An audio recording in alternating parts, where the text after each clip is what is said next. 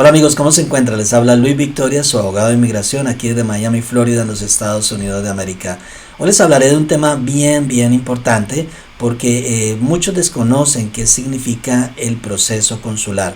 Así que les hablaré paso a paso, no solamente desde el punto de vista legal, sino también histórico para que ustedes conozcan qué es ese proceso consular que muchos están llevando a cabo en sus países, están esperando pues la posibilidad de una entrevista en una embajada o en un consulado.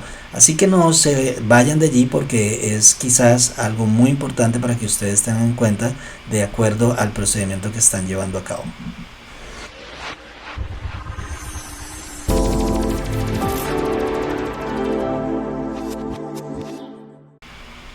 Gracias por estar suscrito a nuestro canal. Suscríbete a nuestro canal si no lo estás todavía, dale like a este video para que muchos se beneficien de este material de contenido. Es un material que muchos se pueden beneficiar, no solamente te puedes beneficiar tú, sino también tu familia o algún amigo, alguna persona que puede necesitar esta información. Como les decía, muchas personas hablan del proceso consular y bueno, muchos aspectos alrededor de este tema, pero desconocen el proceso histórico, desconocen el origen legal de este tipo de aspectos que tienen que ver con procesos consulares o de índole, digamos, como de relaciones internacionales de los Estados Unidos. Por cierto, vamos a analizar cada uno de estos aspectos, de dónde provienen. Inicialmente, pues quiero mostrarles este cuadro. ¿Por qué? Porque el gobierno de los Estados Unidos, digamos, desde el punto de vista del sistema federal, pues está dividido en tres ramas del poder público. Una de ellas es la rama legislativa, que ustedes la ven aquí en este cuadro explicativo, la rama ejecutiva, que es la que nos importa en este momento analizar en relación con el proceso consular, que es la del centro, y la rama judicial. Bueno, la rama ejecutiva está liderada por el presidente de los Estados Unidos. Este poder que el presidente de los Estados Unidos obtiene está dado por la Constitución Política de los Estados Unidos. Como ustedes pueden ver aquí, dice The Constitution.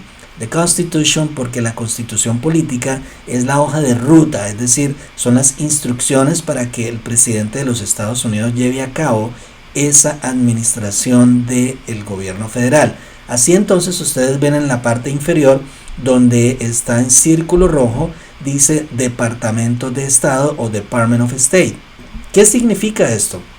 Pues cada uno de estos departamentos tiene un propósito en particular, pero específicamente nos vamos a centrar en el Departamento de Estado. El Departamento de Estado, pues por supuesto, ha sido creado con el propósito de llevar a cabo esas relaciones internacionales, es decir, asuntos con países, pues obviamente alrededor del mundo. Esto surgió después de 1789 con el primer presidente de los Estados Unidos, George Washington. Inclusive el primer director del Departamento de Estado fue Thomas Jefferson. Esto es muy importante conocer el aspecto histórico porque en aquel entonces, por supuesto, existía mucho desconocimiento y pues por supuesto las limitaciones de aquella época no daba para que existieran estas relaciones internacionales que hoy en día evidencian, ¿no? Ahora, trasladémonos en la actualidad. Por supuesto, pues ya todo es de manera inmediata, no solamente por el internet, sino también porque Estados Unidos en particular ya tiene las relaciones legales o consulares con todos los países, digámoslo así, con exclusión de algunos, del mundo. ¿Esto qué significa? Al tener una relación consular o de asuntos internacionales, pues tiene unas connotaciones de índole, digámoslo así, diplomático. ¿Qué significa la diplomacia? Pues es muy sencillo. Cuando Estados Unidos pues necesita promover la política, promover las relaciones económicas, las relaciones bilaterales entre un gobierno y los Estados Unidos, pues lo más apropiado es ya tener una sede de su país en ese país específico. Vamos a decir, por ejemplo, el país de Colombia. En Colombia está la Embajada de los Estados Unidos en Bogotá. También podemos tener otros países del mundo, pero vamos a tomar el ejemplo de la Embajada de los Estados Unidos en Bogotá. que es Bogotá, la capital de Colombia. Así que está en la ciudad principal esta embajada. A pesar de que el gobierno colombiano tiene la protección o la obligación de proteger ese lugar, esa embajada, esa estructura, esa estructura como tal es parte de los Estados Unidos. ¿Esto qué significa? Que es como que si Estados Unidos tuviera un pequeño espacio, ¿sí?, en ese específico país.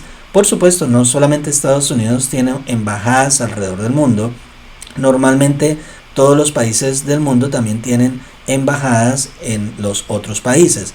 ¿Esto con qué propósito se realiza o se tiene en todos los países del mundo, específicamente con el ejemplo de Bogotá? Porque esta embajada tiene un líder que es el embajador y por supuesto tiene el propósito de establecer vínculos económicos, políticas internacionales para beneficiar la economía no solamente de los Estados Unidos, sino la economía bilateral entre ambos países. Por ejemplo, en este caso, entre Colombia y Estados Unidos, existe un acuerdo internacional en muchos aspectos, entre otros, pues por supuesto, que sus nacionales, en este caso las personas ciudadanas en Colombia, tengan la posibilidad de emigrar de manera ordenada hacia los Estados Unidos. ¿Esto cómo se realiza? A través de algo que se denomina proceso consular. Como les he expresado desde el principio del video, pues lo que significa básicamente un proceso consular, o que es ese tal proceso consular, pues es una relación entre ambos países a través de ese consulado.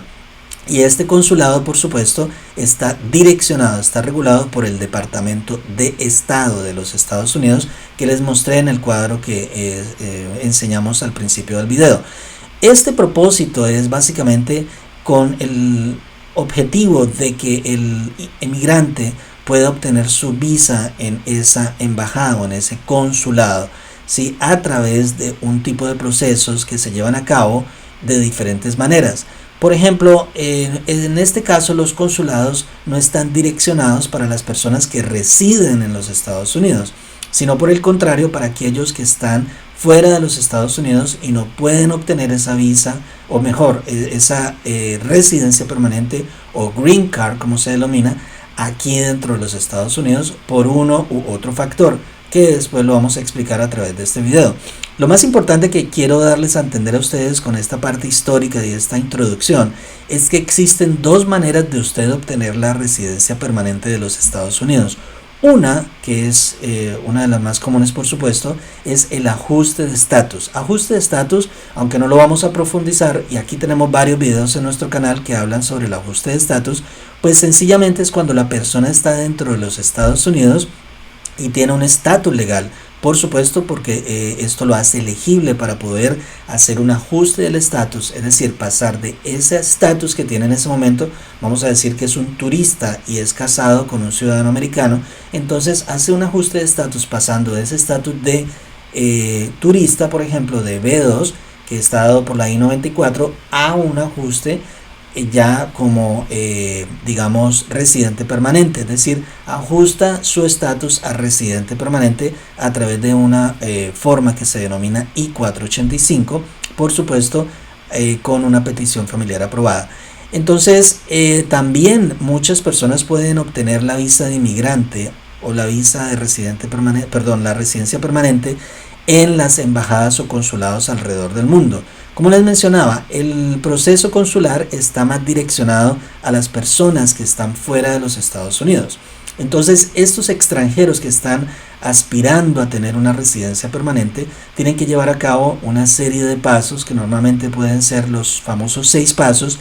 En las embajadas van a obtener finalmente una entrevista para que ese cónsul, ese oficial de los Estados Unidos que está ya en esa embajada o consulado, apruebe esa solicitud, apruebe esa pues petición que se ha hecho para poder obtener esa visa de inmigrante. Una vez la persona obtiene esa visa de inmigrante, viene a los Estados Unidos ya con un cúmulo de documentos. Pues, es más, yo lo hice también así como inmigrante.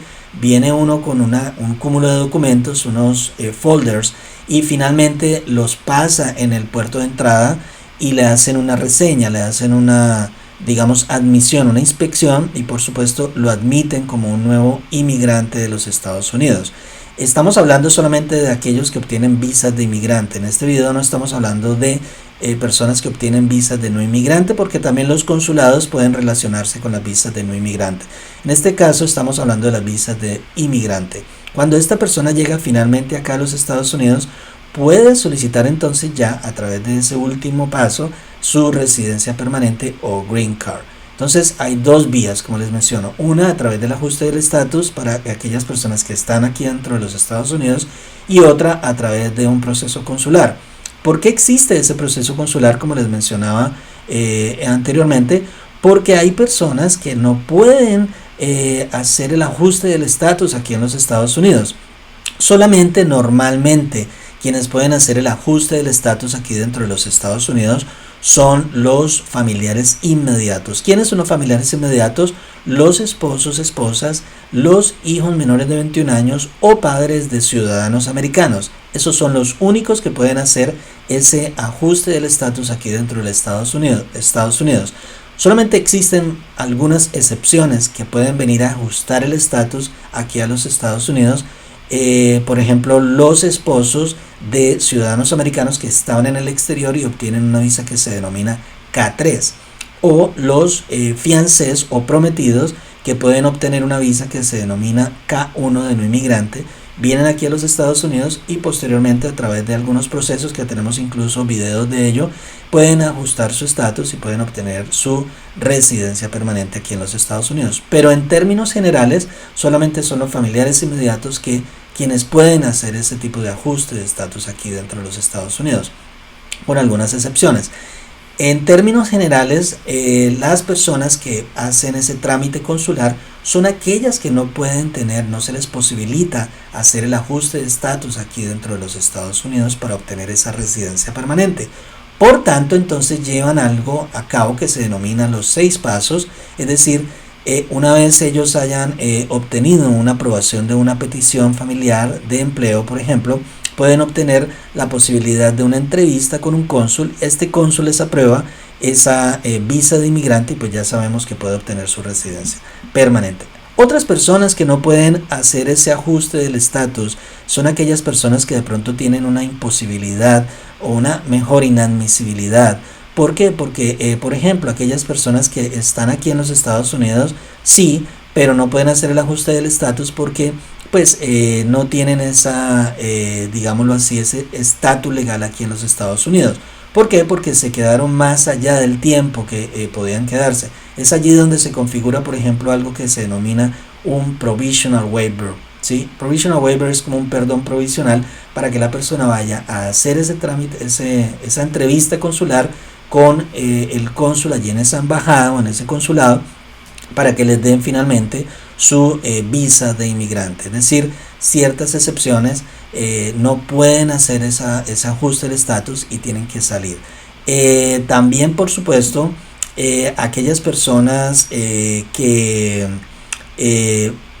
hacen este proceso consular, pues han llegado allí porque finalmente, como les menciono, son beneficiarios de una petición familiar, de una petición de empleo I-140, o también puede ser ganaron la lotería de visas, ¿sí? Entonces todo esto conlleva a que la persona finalmente pues le sea direccionado su caso a algo que se denomina el National Visa Center.